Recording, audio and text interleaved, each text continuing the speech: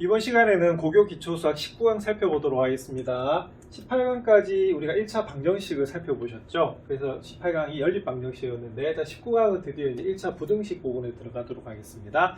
1차 부등식은 중학교 2학년 때 배우셨지만 중학교 1학년 때 부등호 기호 사용하는 거 배우셨죠? 그래서 부등식의 성질하고 그런 거에 대해서 살펴보도록 하겠습니다.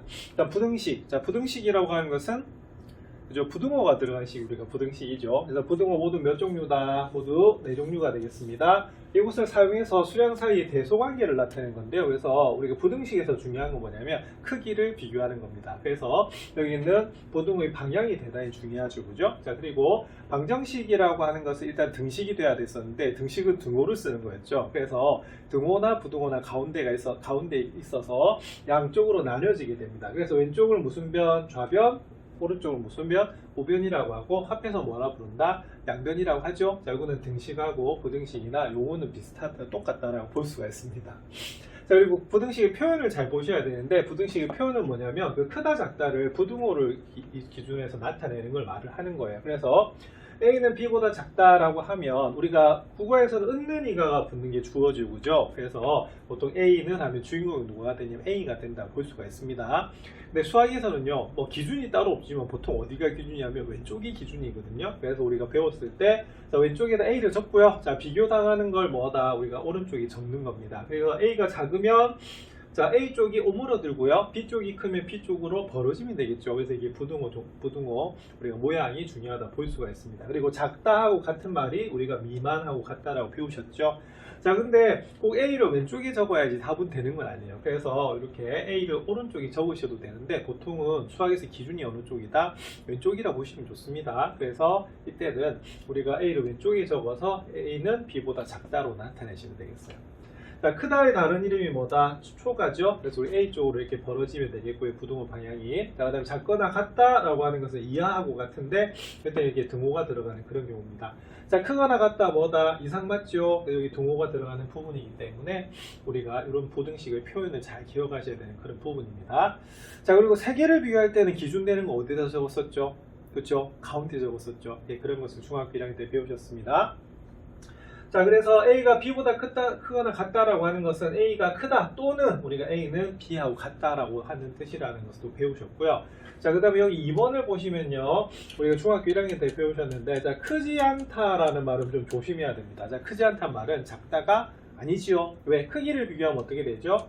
자, 두 개를 비교하면 사실은 두 가지 종류가 나오는 것이 아니고 세 가지 종류가 나와요. 그래서 A가 클 수도 있고요. 두 개 같을 수도 있고요. 우리가 B가 더 클 수도 있는 그런 부분입니다. 그래서 크지 않다란 말은 크다에 뭐가 된다? 우리가 반대되는 경우이기 때문에 작다가 아니고 뭐다? 작지 않다가 되는 거죠. 자, 그래서 작거나 같다가 되는 겁니다. 자, 그 다음에 작지 않다라는 말은 뭐다? 그죠? 크거나 같다라고 되는 거. 그래서 이거 중학교 1학년 때 이런 해석적인 면에서 중요하다라고 배우셨던 겁니다. 자, 그 다음에 부등식은 해인데요. 우리가 방정식에서도 해를 구하는 것처럼 부등식도 우리가 해를 구할 수가 있는데 그 이유는 판단할 수 있어서 그렇습니다. 그래서 부등식도 역시 참거짓을 구분할 수가 있죠. 자, 미지수에다가 무조건 값을 대입을 할 수가 있어요. 자, 그런데 그 부등호 방향에 따라서 우리가 맞으면 뭐가 되겠어요? 참, 틀리면 뭐다? 거짓이 되는 거죠. 그래서 등식에서는 항상 참이 되는 것은 항등식이었고요. 미지수의 값에 따라서 참도 되고 거짓도 되는 등식은 방정식이 되는 거고, 그래서 부등호가 쓰였기 때문에 뭐가 된다? 부등식이 되는 거예요. 그래서 이 부등식의 해라고 하는 것은 부등식을 참이 되게 하는 미지수의 값을 말합니다. 그래서 일반적으로는 우리가 뭐가 나온다? 그죠? 뭐보다 크다 작다기 때문에 범위로 나오는데 간혹은 우리가 값으로 나올 수도 수로 나올 수도 있습니다. 그래서 그건 조건에 따라 좀 다르고요. 자, 그 다음에 부등식을 푼다라고 하는 개념은 역시 부등식을 구하는데 모두 구하는 게 답이에요. 그래서 우리가 특히 우리가 부등식은 우리가 실수 범위에서 쓴다라고 우리가 배우셨습니다. 자, 그 다음 부등식의 성질은요. 우리가 방정식이 등식의 성질을 이용해서 풀었다고 하면 부등식은 부등식의 성질을 이용해서 문제를 풀어야 되죠. 자, 그래서 일단은 첫 번째는요. 역시 양변에 같은 수를 더하거나 뺄 때는 어떻게 되겠어요? 부등호 방향이 변한다 안 변한다? 변하지 않습니다. 그래서 부등식에서 뭐가 중요하냐면 여기는 부등호 방향이 중요하다고 볼 수가 있습니다. 자, 근데 주의해야 될 점 뭐죠? 그렇죠. 자, 우리가 양수를 곱할 때는 우리가 절대 부등호 방향이 바뀌지는 않아요. 그런데 우리가 뭘 곱할 때 음수를 곱하거나 우리가 양변에 뭐다 음수로 나누면 자, 뭐의 방향이 바뀐다? 부등호 방향이 바뀌죠. 그래서 이 부분만 좀 조심하시면 되는 그런 부분입니다. 그래서 우리가 양수를 곱하고 나눌 때는요, 등식의 성질하고 똑같아요. 그런데 우리가 부등식에서는 부등호의 방향이 중요하기 때문에 음수를 곱하거나 나눌 때 좀 조심해야 되는 그런 부분이 있습니다. 자, 그럼 예제를 한번 살펴보겠습니다. 자, 예제. 자, A가 B보다 작대요. 자, 다음 네모 안에 알맞은 부등호를 써넣어라 이렇게 되어 있습니다.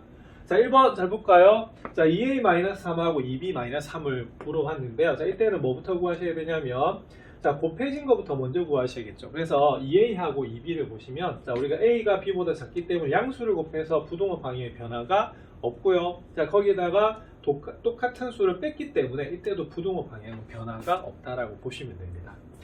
자, 2번 한번 볼까요? 자, 3-4A하고 3-4B를 비교했죠. 자, 이거는 뭐를 먼저 구하셔야 되냐면, 바로 -4A하고 -4B의 부호를 먼저 보셔야 돼요. 자, A가 B보다 작은데 뭘 곱했죠? 음수 곱했죠. 자, 그래서 음수 곱하시면 어떻게 되냐면, 부등호 방향이 이렇게 바뀌게 되어 있습니다. 자, 근데 3을 더했어요. 자, 우리가 더하는 거는 부등호 방향에 영향을 주지 않죠. 그래서 이때는 그대로 우리가 크다라고 보시면 되는 그런 부분입니다. 자, 이 부분 한번 볼까요? 자, 이 부분은 일단 뭐부터 구하셔야 되냐면 -5분의 A하고요, -5분의 B의 우리가 부호를 먼저 보셔야 돼요. 그럼 이때는 어떻게? 자, -5로 나눴죠. 그러면 부등호 방향은 어떻게 됩니까? 그죠? 반대로 이렇게 반대로 바뀌게 되어 있습니다. 자, 반대라고 해놓고는 쓰기는 그대로 썼죠. 자, 그래서 이때는 반대로 이렇게 바뀌고요. 자, 근데 뭘 더했습니까? 1을 더했죠. 이때도 부등호 방향은 변하지 않아요. 그래서 이런 식으로 여러분들 부등식의 성질을 이용해서 바로 양변의 크기를 비교하실 수가 있습니다. 비슷한 문제 풀어보셔야겠죠? 자, 유제입니다. 자, A가 역시 B보다 크답니다. 다음 옳지 않은 것은 이렇게 물었네요. 자, 그럼 첫 번째, 자, 뭘 곱했습니까? 이거는 2를 곱했죠. 자, 부등호 방향의 변화가 없어요. 그래서 이거는 맞습니다. 자, 3A-5, 3B-5네요. 그러면 3A하고 3B를 먼저 비교하시면은 양수를 곱했기 때문에 부등호 방향의 변화가 없고요. 자, 5를 똑같이 빼도 변화가 없습니다. 그래서 이것도 맞아요. 자, 3-A, 3-B입니다. 요거는 -A하고 -B의 부호를 먼저 비교해 주셔야겠죠. 자, 근데 A가 B보다 커요. 그런데 마이너스를 곱했네요. 그러면 부등호 방향이 변해야 되겠죠. 자, 그리고 3을 똑같이 더했기 때문에 이때도 부등호 방향이 변해서는 안 돼요. 그래서 답은 몇 번이 되냐면 3번이 되는 그런 부분입니다. 자, 이거는 뭐로 나눴죠? 그죠? 5로 나눴죠? 양수로 나누면 그대로 부등호 방향 변화가 없겠고요. 자, 근데 이 부분도 뭐를 먼저 계산하셔야 되냐면, 양변을 -4로 나눈 걸 먼저 보셔야 돼요. 자, 그러면은 A가 B보다 큰데 음수로 나눴어요. 그러면 부등호 방향 변하지요. 자, 그런데 3을 역시 더했어요. 그러면은 부등호 방향 역시 변하지가 않습니다. 그래서 이 문제의 답은 몇 번이다? 3번이 답이 되겠습니다. 그래서 부등식의 성질 잘 기억하시면 되겠어요. 자, 그래서 부등식의 성질을 이용하여 식의 값의 범위를 구하는 것도 대단히 중요한데요. 한번 살펴보겠습니다. 자, A가 -2에서 4 사이래요. 그래서 우리가 세 개를 비교할 때는 기준되는 거 어디다 적는다고요? 가운데 적는다고 말씀드렸죠. 그래서 읽을 때는 어떻게 해야 되냐면, 기준이 가운데라서 가운데부터 읽으셔야 돼요. 그래서 A가 -2보단 크고요. 뭐보단 작다? 4보단 작다. 이렇게 읽으셔야 됩니다. 다음 식의 값의 범위를 구하랍니다. 자, 3A-3이네요. 자, 그럼 요거는 뭐부터 구하셔야 되냐면, 자, 우리 항상 곱해진 것부터 먼저 계산해 주셔야 되는 거예요. 자, 그러면 3을 곱할게요. 자, 3을 곱하면 양수를 곱하는 거기 때문에 우리가 부등호 방향은 변한다, 안 변한다? 안 변하지요. 그래서 일단은 3A가 -6에서 12 사이가 되는 것을 알 수가 있어요. 자, 그 다음에 뭘 구하시면 되냐면, 바로 3A-3을 계산하시면 됩니다. 자, 우리가 뭘 뺀 거지요? 3을 뺀 거죠. 그래서 여기도 3을 빼세요. 그러면 -9가 되고, 얼마다?